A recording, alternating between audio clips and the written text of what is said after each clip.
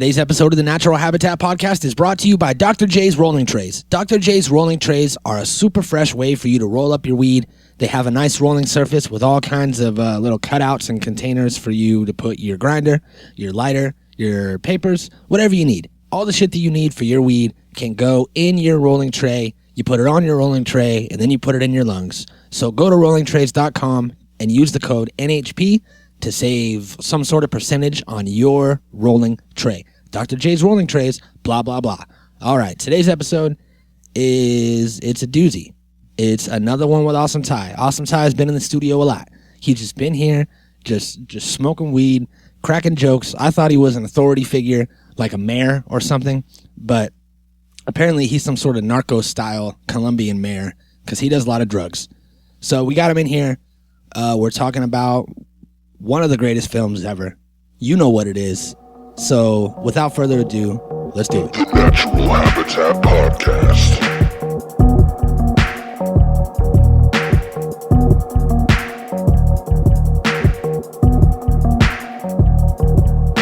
The Natural Habitat Podcast.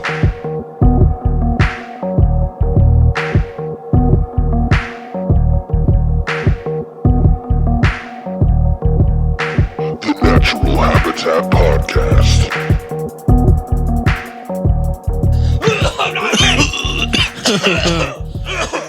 All right, I'm ready. Sympathy coughs and shit. I got you. Aw, that's sweet. You fucking sweetheart. What a sweetheart. Ah, what a sweetheart. Oh, shit. Goody right. Did we start already? Yeah, we're on. All right, cool. Welcome to the Natural Habitat Podcast, everybody. Me amo Makebuye.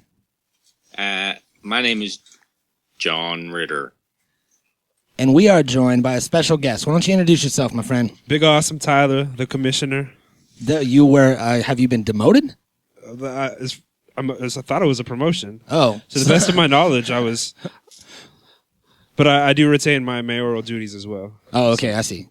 Well, Awesome Ty is here with us with a brand new title. Rolling with two jobs. That's right. Got to get double that. So today is Saturday. Even though we are all wearing the same clothes as we were on Tuesday, it's just we've done laundry throughout the week, and it just happens to be some sort of fluke. But we are here on Saturday with a Saturday matinee. I'm still wearing my pee pants. The film that we have chosen is a perfect film, just like the clothes that we have chosen to wear yet again. And the film is The Big Lebowski. Yay. There's supposed to be an air horn effect right there. I'm going to add it in later, so don't worry about it. All right. This is a classic film. Classic. Jeff Bridges. John Goodman. Steve Steve Buscemi. Mm-hmm. It's a tour de force for all three, Yep. Yeah. It fucking, it's definitely a standout stoner movie. It created its own, its own genre and its own religion, the Church of Dude, which we'll get into all that today. But first, I think that we're going to do something that, we tend to do every once in a while around these parts is, it's called a NHP smoke sesh. Now what it is we're all getting high. That's pretty much it. Boy, I'm going to break it down for you. All right. We get high. Done. That's done. The breakdown's over. So, flick your bics, snap your pics, and hashtag them NHP Smoke Sesh so we could all smoke along. The taxpayers have demanded that I be drug tested, but I'm going to go ahead and smoke with you guys anyways. Nice. Well, we appreciate it. We appreciate it. You got some funky music laced up?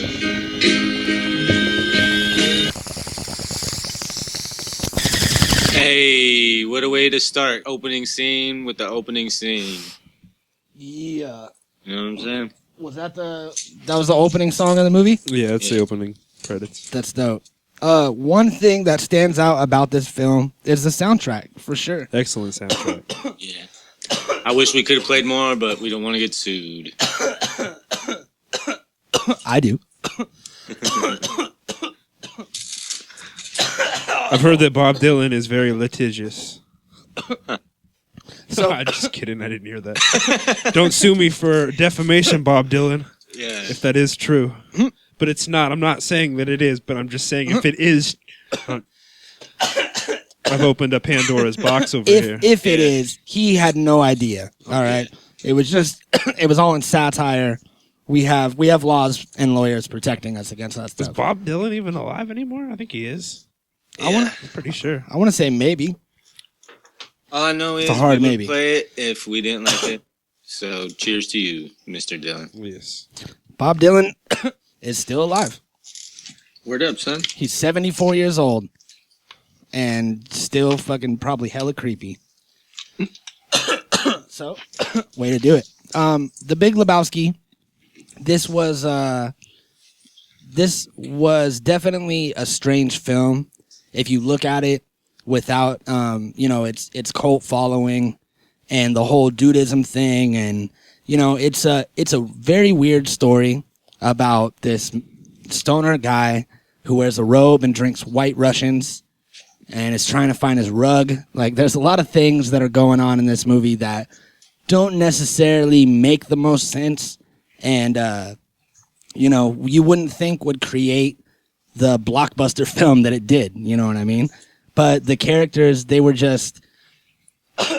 so original and so fresh that, and they were different than anything else that was coming out in cinema around the time. So you related to them. They weren't like this candy coated, awesome, strong, beautiful people.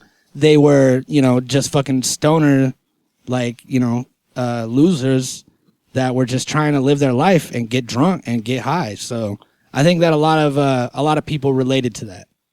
Yeah. Because that's what we all are, really. We're all just trying to get drunk, get high, and not be losers. We're all trying to feel something. That's what it is, Those are things that make you feel things. If you drink alcohol, you feel something. If you smoke weed, you feel something. You feel alive, whatever. It's like being sober all the time is kind of a drag. That's not what life's about. Life's about feeling good about while you're here, Enhancing your visit. Yeah, and being entertained. Are you not entertained? Are you not entertained? What am I quoting? I don't know what that's from. Yeah, me neither. So, I got a fact. The dude No is way. secretly an heir to the Rubik's Cube fortune. What? What are you talking about? Like in the movie? Yeah. Is this a real thing? Yeah, it's real, but they cut that detail out to keep the audience guessing. But that's why he has money. He's the heir to the Rubik's Cube fortune. Crazy. I guess that would explain why, he doesn't work or really do anything aside from just live the dude's lifestyle. Mm-hmm. Very Man, that's dope. leisurely. Yeah, that's very interesting. Yeah, and that's like what we talk about all the time, how they leave all these things out of movies. It'd be cool. We want to make some sort of streaming service where you can, access the vault of, Paramount or Miramax or something, and, you could watch the full director's cut of a movie with everything kept in. All the deleted scenes, all the scenes that were never put in can be put in, you know what I mean? The one thing I like about Big Lebowski is, it's a story in a very loose sense. It's almost like 10 different little stories that are all going on that really don't really get to anything. You know what I mean? On the one sense, yeah, you could say it's about, like him getting his rug and the other Jeffrey Lebowski's wife being kidnapped and that whole story. But then there's also these other little things going on, like their bowling tournament, the Jesus, like all these other different other elements that are going on in the story. And like at the end of the movie, it really wasn't about like any one thing, and it's just kind of like it's just awesome. Yeah, it's dope. It's definitely a mess. And I think a lot of things were really loosely put together like that back then. Over time, scripts have so much changed. You know what I mean? They don't make movies like these anymore. We talk about that a lot. Is the fact that it was built mostly on dialogue and things back in the day, and now it's all special effects and whatever else. You know what I mean? Or it's just not the same type of things. We don't have these same type of things anymore. Yep, I agree. So there's one of the most interesting things that I stumbled upon is that the dude is present in every scene of the movie. Yeah. So no matter what scene, even the scene where they're in the diner ordering pancakes, you could see the dude in the background, through the window, him and Walter in the van. So it's like they're always in every scene of the movie, and it comes from the style of filmmaking, which is, the narrator and the main, what is it, the protagonist? Is that what I'm thinking of? The good guy? The protagonist, yeah, it's our main character. The protagonist is guiding you through the film, so he's always present. You know what I mean? So that's dope. A little fact that I didn't know is that the dude is constantly in it. So no matter what part you play or what clip is on YouTube, Jeff Bridges gets a cut of that royalty. For sure, and that's pretty cool too. Mm-hmm. You know, that's something that's different. It's like an original thing. Another thing that I read was that the Big Lebowski has never seen bowling in the movie. Wait, what? He's never shown bowling in the movie. You never actually see him bowl. They're at the bowling alley, but he doesn't actually bowl. And then they do that weird like musical kind of thing when he's like passed out and he's all dressed up, but he doesn't really bowl in that either. Yeah, that's another thing. Is like the weird musical sequences that are just super awesome. Like they come out of nowhere and really have like no reason or like effect of the story outside from like he's passed out and just having these elaborate dream sequences. But and that's that old school. That's that like late '90s style of film. And I don't know what it was, if it was like because everybody was like on heroin or what, but there was something about like, those weird dreamy sequences with the black background and everything's all weird that happened in movies like around this time, like Requiem for a Dream and shit. It had the same kind of stuff going on. And so it says here the F-bomb is dropped 292 times. And dude is only said 161 times. Really? Yeah. They say fuck more than dude? Yeah. Oh, John Goodman is probably most of them. Yeah. John Goodman's cussing up a storm. And the dude says man 147 times. His fucking dialogue was amazing. Yeah. His delivery, just some of the lines. Like there's like one instance where he's being pulled up from the toilet and he says "man," and it's just the disdain in his voice is just like so. Like he's still the dude and he's still like referring to him as man, but I mean he's just like man. I can't do it like Jeff Bridges. Obviously, I'm no actor, but let's play a clip. All right. This was Yeah, man, it really tied the room together. this was a valued. Tied the room together, dude? My rug. Were you listening to the dude's story, Donnie? Walter. Were you listening to the dude's story? I was bowling. So you have no frame of reference here, Donnie. You're like a child who wanders in the middle of a movie and wants to know. Walter, what's the point, man? There's no reason. Here's my point, dude. There's no fucking reason why these. Yeah, Walter, what's your point? Huh? Walter, what is the point? Look, we all know who is at fault here. What the fuck are you talking about? Huh? No, what the fuck are you? I'm not. We're talking about unchecked aggression here, What the dude. fuck is he talking My about? rug. Forget it, Donnie. You're out of your element. Walter, the Chinaman who peed on my rug, I can't go give him a bill. So what the fuck are you talking about? What the fuck are you talking about? The Chinaman is not the issue here, dude. I'm talking about drawing a line in the sand, dude. Across this line, you do not. Also, dude, Chinaman is not the preferred nomenclature. Asian American, please. Walter, this isn't a guy who built the railroads here. This is a guy. What the fuck are you? Walter, he peed on my rug. He peed on the dude's rug. Donnie, you're out of your element, dude. The Chinaman is not the issue here. So who? Jeff Lebowski, the other Jeffrey Lebowski, the millionaire. That's fucking interesting, man. That's fucking interesting. Plus, he has the wealth, obviously, and the resources, so that there's no fucking reason why his wife should go out and owe money all over town, and then they come and they pee on your fucking rug. Am I wrong? No. Am I wrong? Yeah, but Okay, then. That rug really tied the room together, did it not? fucking A. This guy peed on it. Donnie, please. This is the fucking guy. I could find this fucking Lebowski guy. His name is Lebowski? That's your name, dude. This is the guy who compensated me for the fucking rug. That's funny. Wow. That is amazing. Fucking. Yeah, there was a lot. Yeah, there's a lot of dudes and a lot of fucks in there. So we, during that clip, have been joined by our friend William Waffles. Can you hear us? Hey, how we doing, guys? What up? Hey. You're a little quiet, a little It's all fuzzy, but we're gonna deal with it, and it's gonna be all right. It'll be all good. So we asked you to join us today because we're talking about the Big Lebowski. It's Saturday matinee. One of the greatest movies of all time. What are your feelings on this movie, Mr. Waffles? Well, I've got quite a few feelings on the movie. First and foremost, I'm actually an ordained Dudeist priest in the Church of Latter-day Dude. Holy shit. Dude. Yeah. So exactly. tell us about Dude. this. Tell us about the Church of the Dude. Well, essentially, you just kind of, be cool, dude.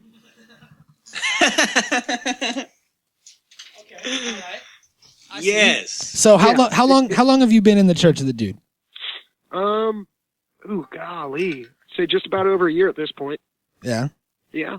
So let's see. The church was here. I have a clip right now of the creator of the Church of the Dude. Oh, yeah. So let's hear it from his perspective. To a lot of people, the idea of making a religion based on a movie seems silly, but I'm very serious about this, and all the people who are involved in the religion and who are followers of the Church of the Latter-day Dude, even though they have a sense of humor about it and they don't take it, so seriously the way a lot of established religions do, a lot of people get a great deal of meaning out of being part of the Church of the Latter-day Dude. And so even though it's kind of silly and they joke about it, really, when it comes down to it, they feel very strongly about it. And so do I. Dudeism is a worldview that says you shouldn't try so hard to enjoy life. Enjoying life is actually relatively easy if you just take it easy and if you go with the flow. You see what I mean? Yeah. There's a lot of religions that people follow, but most of them are... So, in theory, there's really nothing wrong with this. You know what I mean? The Church of the Dude is probably nicer than most religions that you hear about. Yeah, absolutely. It's just all about, being chill and going with the flow and not letting shit bother you. And I think that's like one of the main themes of the movie is throughout, the movie, all this fucking just god-awful shit's happening to him. And, at the same time, he never really gets, he'll get a little bit upset, but I think the ongoing theme is just this guy super chill. He's like, come on, man. No matter what the circumstances are, man, he's the dude. You know what I mean? Yeah. Well, think of the main premise of the entire film is him slightly disgruntled because somebody has pissed on his rug. Yeah, exactly. Yeah. Absolutely. And like we were talking about before you came on, how it's weird that is one of the main premises of the movie, but there's also many different stories being told within this one movie that, don't make a lot of sense. They really go nowhere, like they spend throughout the movie like referencing this big, round robin bowling tournament that they got coming up. And if you're watching it for the first time, you probably expect that to be wrapped up and addressed in some, some fashion, and then it just goes nowhere. You probably think like the Jesus is going to be like a real antagonist in the movie, and he just has his couple scenes and then that's it. There's a lot of shit that just kind of goes nowhere. Yep, I agree. That's awesome. I say we give him a shout out to the Dudeism by helping us create the Church of Cannabis. Yeah, I agree, because we're kind of a spin-off of that, because the Church of the Dude is the first online religion, it said. It was the first online religion, and they're battling for official recognition and tax exemption, just like us. Yep. Just like the Church of Cannabis. So I say that we have a big old smoke sesh with myself. A prayer. A prayer. That's right. That's a good idea. We should probably make it more religion-like so that we get our tax exemption. So let's call it a prayer like we do on Sundays, and we're gonna smoke one with the Mayor Awesome Thai and Dudeist, our very own Dudeist, William Waffles. I'll accept that. So it's good to have you guys here. Thank you for joining us. Let's do it.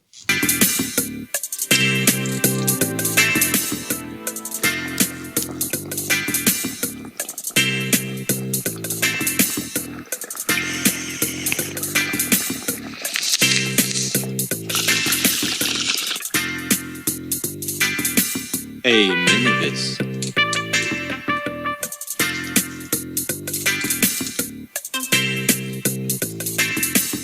Always pick up the poop when walking your dog.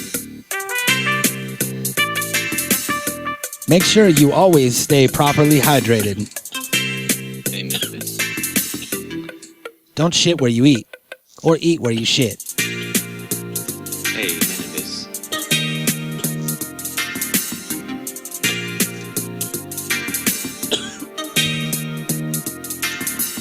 Don't drink and drive. Smoke and drive.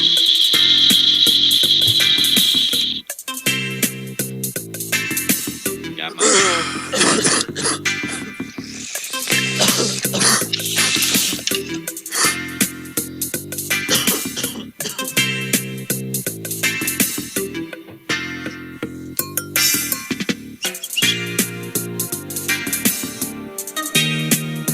I feel like this music would be on like a Nintendo 64 game.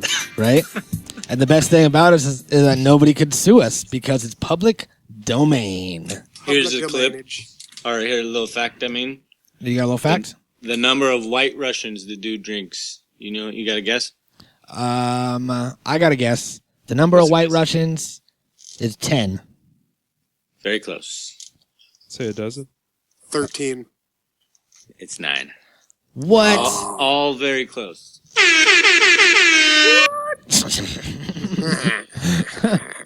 I use that whenever I can. 9? Yeah. So, nobody won. It's closest without going over, right? Isn't that the rule? Whoever Yeah, gets closest. usually. I think you would typically. imagine so. Yeah. Hey, your mic sounds a lot better, Bill. Yeah, good job. I don't know. Yeah, What, I've been fiddling with it. I don't know what you fiddled, but you did a good job. You must have hit the G spot. Oh, I fiddle all kinds of good stuff. Hey, Wow. Diddle, diddle. So, how's life been in Oregon? Oh man, it's been colder than shit up here. All cold and wet and rainy and shit. Nice. Wow, that's regional talk. We don't do that here. All right. If someone's in Afghanistan, they don't understand what you're talking about. Cold in Oregon, they don't know. Do you guys down in California even understand what I'm talking about? Yeah, it's cold as fuck here, man. Well, one says no, one says yeah. Well, that's why we work so good together. One says no, California's one says yeah. huge. So let's see. Big Lebowski. That's what we're here talking about. Interesting facts. What you got? Yeah. I have a fact that several main characters in the film are inspired by actual people that the Coen brothers know or people from their life. John Goodman's character was based on the director or the producer or something like that.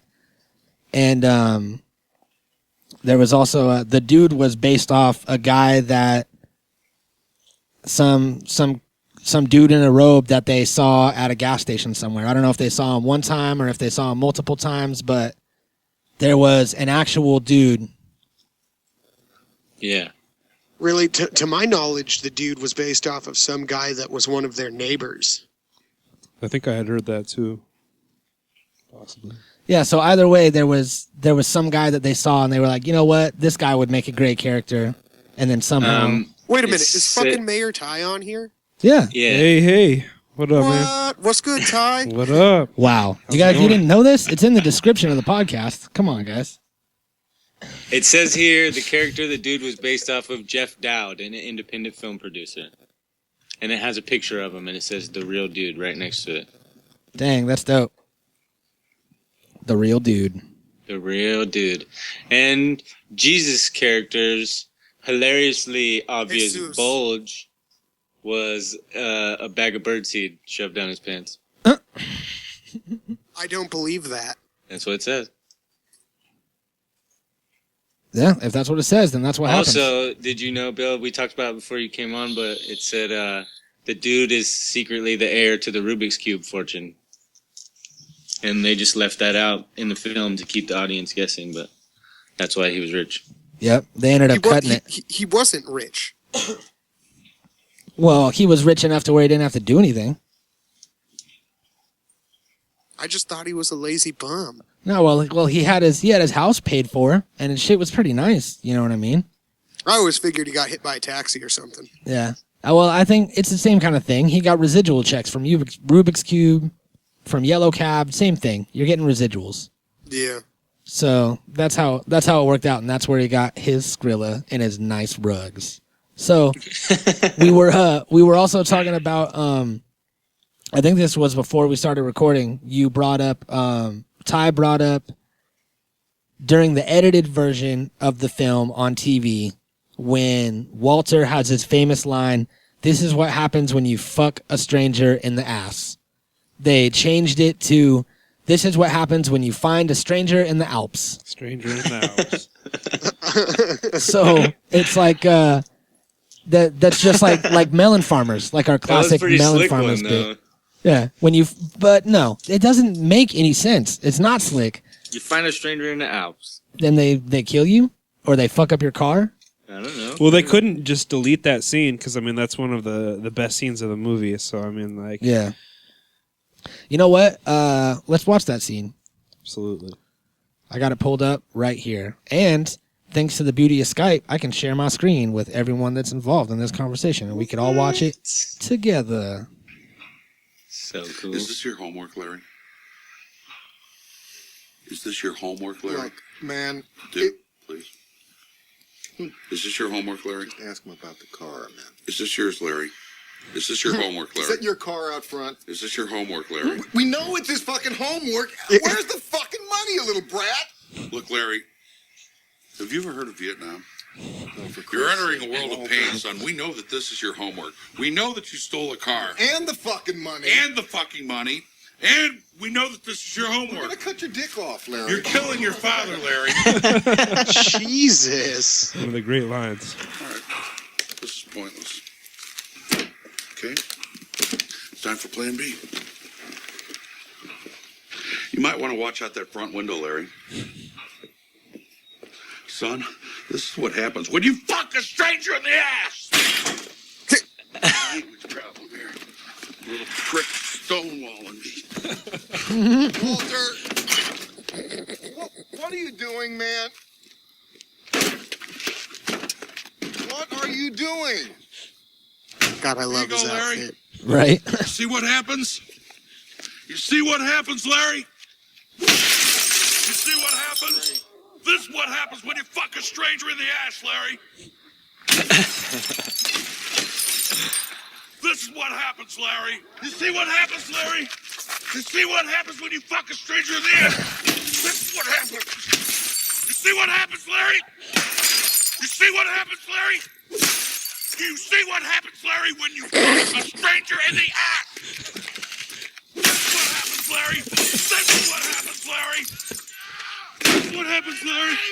This is what happens when you fuck a stranger. What the fuck you doing, man? Stop it! Hey, I just bought that fucking car last week. Whoa. I'm gonna fucking kill you. I just bought the fucking car last week. Come on, man. I'll kill your fucking car, man. No. Fuck you. You like that? Fuck you. I'll kill your fucking car, man.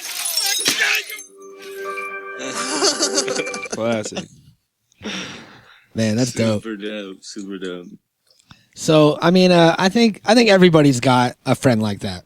You know, a friend like Walter that kind of takes shit too far sometimes, and they come in handy. You know what I mean? Yeah, I agree. So, like I was saying before, I think the reason why this movie did so good is because, you know, in the time that it came out, there weren't characters like this that were lovable. You know what I mean? That you could relate to, that were the good guys, but also were breaking, you know, teenagers' cars up with like fucking crowbars and shit.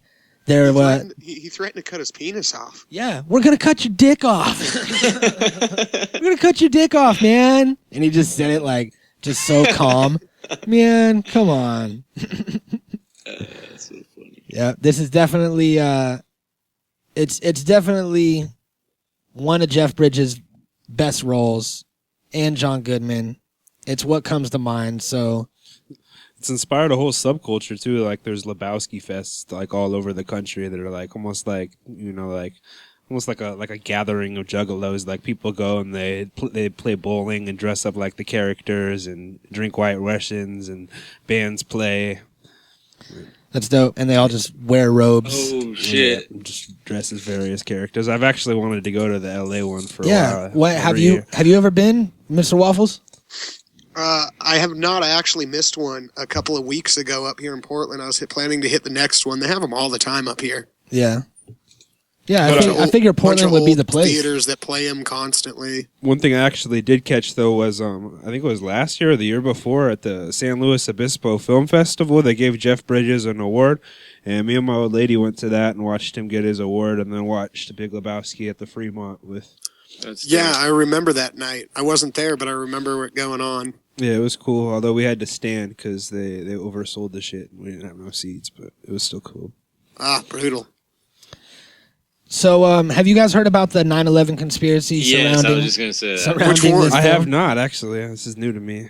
Well, yeah, I've heard several 9/11 conspiracies on this show, but I haven't heard one relating to Big Lebowski. So the dude writes a check at the 69-cent store, or no, he writes a 69-cent check. Sorry, at Ralph's, and he's watching George Bush give the "This Aggression Will Not Stand" press conference on TV, and he dated the check September 11th, 1991, even though he was watching this press conference live on the TV, and that press conference took place on August 5th, 1990. So he dated it September 11th. This was way before the September 11th terrorist attacks. And they're trying to say, this is a very loose theory, but they're trying to say that because of that, the date, the speech in the background, and something that the dude says about it is all saying that 9/11 is going to happen. But you can find a 9/11 theory in pretty much anything. Yeah. Yeah. So, I don't know. Coen brothers, are they responsible? Were they flying the planes on 9/11? These are the questions we ask. I think you could really make like a 9/11 argument about any one of us, really. You know, like for all I know, you're responsible for 9/11. You really don't know. You know, I think if I had the time and resources, I could put together a convincing argument that you committed 9/11. Please don't do that. I could probably get a bunch of people to believe me too. Yeah, the shit might get a little too deep. But yeah, it's crazy. So I hadn't heard about so that. deep that you might be entering a world of pain. Slamming him tonight. You guys are dead in the water. All right, way to go, Donnie. If you will it is no dream. Fucking 20 minutes late, man. What the fuck is that? Theodore Herzl. State of Israel. If you will it, dude, it is no dream. What the fuck you talking about, man? The carrier. What's in the fucking carrier? Oh, Cynthia's dog. I think it's a Pomeranian. I can't leave him home alone or he eats the furniture.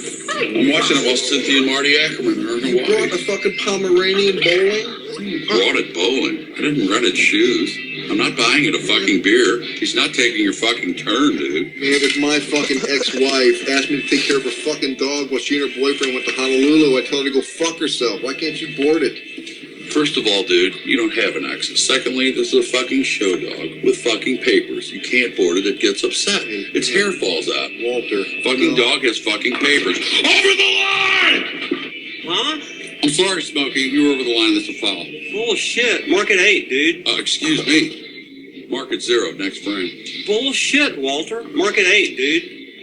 Smokey, this is not Nam. This is bowling. There are rules. Hey, Walter, come on. It's just, hey, man, it's Smokey. So his toe slipped over a little, you know? It's just a game, man. This is a league game. This determines who enters the next round robin. Am I wrong? Yeah, but I wasn't. Am I wrong? Yeah, but I wasn't over.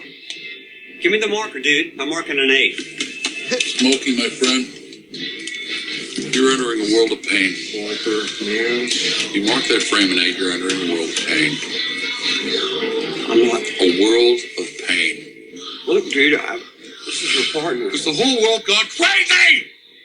Am I the only one around here who gives a shit about the rules? Market 0. They're calling the cops, man. Put the piece away. Market 0. Walter, put the piece away. Walter? You think they're fucking around here? Market 0.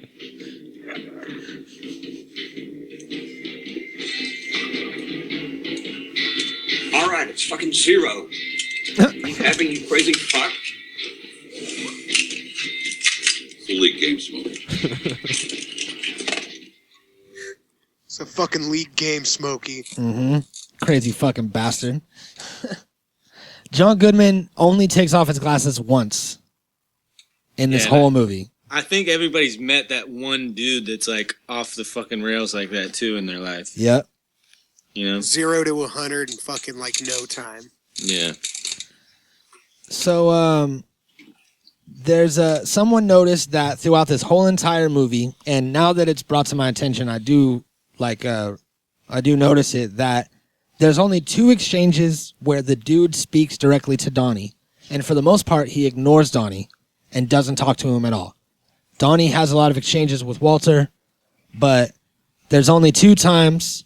Donnie asks, "What are you talking about?" in the bowling alley, and the dude responds, "My rug." And then outside, Donnie says, "Where are you going?" And he says, "Home, Donnie." And then he says, "Your phone's ringing." And he says, "Thanks, Donnie." And that's it. So he, for some reason, hates Donnie. What do you guys think Donnie did to the dude that was left out, just like the Rubik's Cube scene? Like, what is it? What did Donnie do? Did he pee on his rug at one point? I don't know. Nobody has any theories to this about why he hates Donnie so much, or do you think that maybe they just don't connect? I think given the circumstances and the high pressure that the dude's under, I think he just really doesn't have time for Donnie's shit at this point, in his life. He's got all this going on, which is very undude-like. He's used to just chilling. And, Yeah. All of a sudden he's having to worry about stolen briefcases and kidnappings and that's a good point. All this stuff that's very undude-like. And that's a very good point. Yeah. I don't know. Donnie just kind of seems like a fuck boy to me. Yeah, I agree. I mean, he doesn't do anything the whole time. He's just sitting there running his chap draw. Yeah, and getting yelled at for it. Yeah, I mean, be productive. Be Right? part of the group. Do something. But they let on that Donnie's the best bowler out of the bunch. Do you even get to see him roll? Yeah. He throws a strike. Okay. So, I found out that in Maud's nude scene, Julianne Moore does her nudity scene, and they originally were going to use a body double because she refused to do nudity, and what they ended up rolling with was a prosthetic ass that they put on her body and made it look like it was her bare ass, and she agreed to do the scene like that. So my point is, what the fuck? That's the same thing. Yeah, I mean, like, right. If they were to like hang like a prosthetic dick, like from me, and I was gonna do like full frontal nudity, and it looked exactly like my dick, that's the exact same thing as dick hanging. You know what I mean? There's no difference. Well, maybe it was an upgrade though. It could have been. Could have been an like upgrade. maybe she has like no ass, and they had to give her a little cushion there. Yeah, and maybe she has like a lot of like pimples and like holes and like Rosacea sores and stuff shit on her on butt. her skin So they tags. had to like give Kinds a of nice nasty smooth surface. Gross. She is a ginger, so freckles could be. So, Bill, you'll like this fact that a lot of the dude's clothes in the movie were Jeff Bridges' own clothes. Sounds about right. Yeah, he provided his own wardrobe, including his jelly sandals. Nice. Yeah. That's fucking dedication right there. Hell yeah. Mm-hmm. So, well, see, that's what honestly, in my opinion, makes all of his clothes seem so genuine. Like his robe, it's an old beat up robe. That's his. Not somebody didn't like roll it around in the dirt and go, "Hey, look, here's an old robe." Right. Yeah, that's definitely been worn. Yeah, those piss stains, they for true. John Goodman has said that this is his favorite film that he was in. But on the other hand, the Coen brothers said that they didn't like it. Well, it's much different than any of the Coen brothers' other movies. I mean, they have some really good movies. They did like Oh Brother, Where Art Thou? They did Fargo. I actually just watched Oh Brother, Where Art Thou for the and first time. Those are really good movies, and they all have humor to them. But like I would say, like this is like the only real comedy movie that they did. Although I think they did that movie, The Lady Killers, with Tom Hanks. But that movie that was sucked. good. but it still wasn't much of like a comedy either. No, though. yeah. I think this is like the most straightforward comedy, and like I think it got really bad reviews from critics when it initially came out, and then developed kind of a cult following along the way. Well, like a lot of movies did, though. I mean, like if you look at a lot of classic comedy movies, they're not necessarily well received initially. Yeah, I agree. Yeah. Right. So, I think that if there's anybody out there who hasn't seen this movie in a long time, or some youngins who haven't seen this movie at all, I'm pretty sure it's on Netflix right now. It is. Yeah, so go enjoy it. Go watch The Big Lebowski. I would also like to thank Ty for joining us. I'd like to thank William Waffles. And I would like to thank you all for listening and for showing us love and supporting us. Go to the website, blah, blah, blah. Ty, you got any new stuff you're working on? Yeah. We're about to drop a new song over at soundcloud.com/rogue-status. And then I don't know what day this show is going to drop on. It'll be after, but so yeah. Yeah. Yeah, just go check out the SoundCloud. So it already listen to dropped. some music and So the new song already dropped? No, it hasn't yet. So by the time you this play, or by the time this is released, I think it should be up though. So Yeah, this will be out today. oh, that's right, because it is Saturday. Yeah, we usually don't. That's why I was trying to egg you on. We usually don't talk about this. I blew the whole gimmick. But today's the 13th, so I don't know if it's out. But there's lots of good songs, and you can It's go Friday on the there and 13th? Share them with Saturday. your buddies. Saturday the 13th. Saturday the right 13th. before Valentine's Right before, Day. yeah, exactly. Enjoy your Valentine's Day, motherfuckers. Yeah, I'm not even here. I'm at the Cupids and Cannabis Festival in Santa Maria, getting high. So I gotta leave. I gotta go to that.